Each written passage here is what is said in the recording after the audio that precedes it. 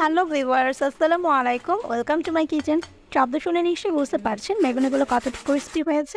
বেগুনি কিভাবে তৈরি করলে অনেক বেশি মচমচে হবে আর এই মচমচে ভাবটা 3 থেকে 4 ঘন্টা পর্যন্তও থাকবে, সেই রেসিপিটি এখন আপনাদের সাথে শেয়ার করছি। ক্রিস্পি বেগুনি তৈরি করার জন্য এখানে বড় সাইজের একটি লম্বা বেগুন কেটে নিয়েছি। বেগুনের পুরুত্বটা একটু দেখিয়ে দিয়েছি কেমন হয়েছে, আর এটা একটু পাতলা করে কেটে নিয়েছি। এর ভেতর 2 কাপ নর্মাল পানি দিয়ে দিচ্ছি। বেগুনটা আগে ভালোভাবে ধুয়ে নিয়েছি। এর ভেতর যদি কোনো কষ থাকে তাহলে এটা বের হয়ে যাবে, এই জন্য বেগুনটাকে কিছুক্ষণের জন্য পানিতে ভিজিয়ে রাখছি। এর মাঝে অন্য কাজগুলো করে নিচ্ছি। একটা স্ট্রেনারে 1 কাপ বেসন, আধা কাপ ময়দা নিচ্ছি। ময়দাটা বেগুনি ক্রিস্পি করতে হেল্প করে। এর ভেতর 1/2 কাপ কর্নফ্লাওয়ার দিয়ে দিচ্ছি। সবগুলো শুকনো উপকরণ চেলে নিচ্ছি। চেলে নিলে ব্যাটারটা স্মুথ হয়। এর ভেতর 1/2 টিস্পুন লবণ, 1 টিস্পুন মরিচের গুঁড়া। বেগুনটা একটু ঝাল হলে টেস্টি হয়, এজন্য মরিচের গুঁড়োটা একটু বেশি দিয়েছি। 1/2 টিস্পুন হলুদের গুঁড়া, 1/4 টিস্পুন গরম মশলা গুঁড়া, 1/2 টিস্পুন বেকিং পাউডার দিয়ে দিচ্ছি। বেকিং পাউডার ইউজ করার জন্য বেগুনিটা অনেক বেশি ফুলে উঠবে। সবগুলো উপকরণ একসাথে মিশিয়ে নিচ্ছে।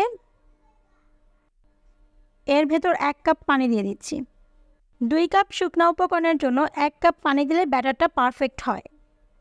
শুকনো উপকরণগুলোকে পানির সাথে ভালোভাবে মিশিয়ে একটা ব্যাটার তৈরি করে নিচ্ছি।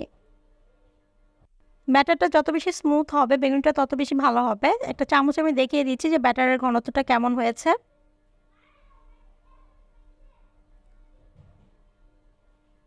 এরকম হলে বুঝতে পারবেন বেগুনির ব্যাটারটা পারফেক্ট হয়েছে। এর ভেতর ফুটন্ত গরম তেল দিয়ে দিচ্ছি। এই তেলটা এখানে ভীষণ ইম্পর্টেন্ট। এই গরম তেলটা দেওয়ার কারণে পেঁয়াজটা অনেকক্ষণ পর্যন্ত ক্রিস্পি থাকবে। প্রায় 3 থেকে 4 ঘন্টা পর্যন্ত বেগুনিটা ক্রিস্পি থাকবে। তেলটা ব্যাটারের সাথে খুব ভালোভাবে মিশিয়ে নিচ্ছি। ফ্রাইং প্যানে তেল গরম করে নিয়েছি। এই ব্যাটারের ভেতর একটা বেগুনের পিস নিয়ে ভালোভাবে এপিট ওপিট এই ব্যাটারটা দিয়ে কোট করে নিব বেগুনটাকে। এরপর তেলের ভেতর ছেড়ে দিচ্ছি। একইভাবে আমি আরেকটা বেগুনের এপিট ওপিট এই ব্যাটারটা দিয়ে কোট করে নিচ্ছি। এরপর তেলের ভেতর ছেড়ে দিচ্ছি। বেগুনিগুলো ছাড়ার সময় তেলটা কিন্তু অবশ্যই ফুটন্ত গরম হতে হবে, তা নাহলে বেগুনি ফুলবে না। বেগুনিগুলোকে একটু ঘুরিয়ে ঘুরিয়ে ভেজে নিচ্ছি আর উপর দিয়ে একটু করে তেল দিয়ে দিচ্ছি। খেয়াল করেছেন হয়তো বেগুনিটা কতটা ফুলে উঠেছে। একটা পিঠ যখন ভালোভাবে হয়েছে তখন আমি এটিকে উল্টে দিচ্ছি। বেগুনির কালারটা অনেক ভালো এসছে। যখন এমন কালার হবে এই পর্যায়ে বেগুনি উঠিয়ে নেবেন। বেগুনি যদি এরকম ভাজা হয় তাহলে এটা অনেক বেশি ক্রিস্পি হয়।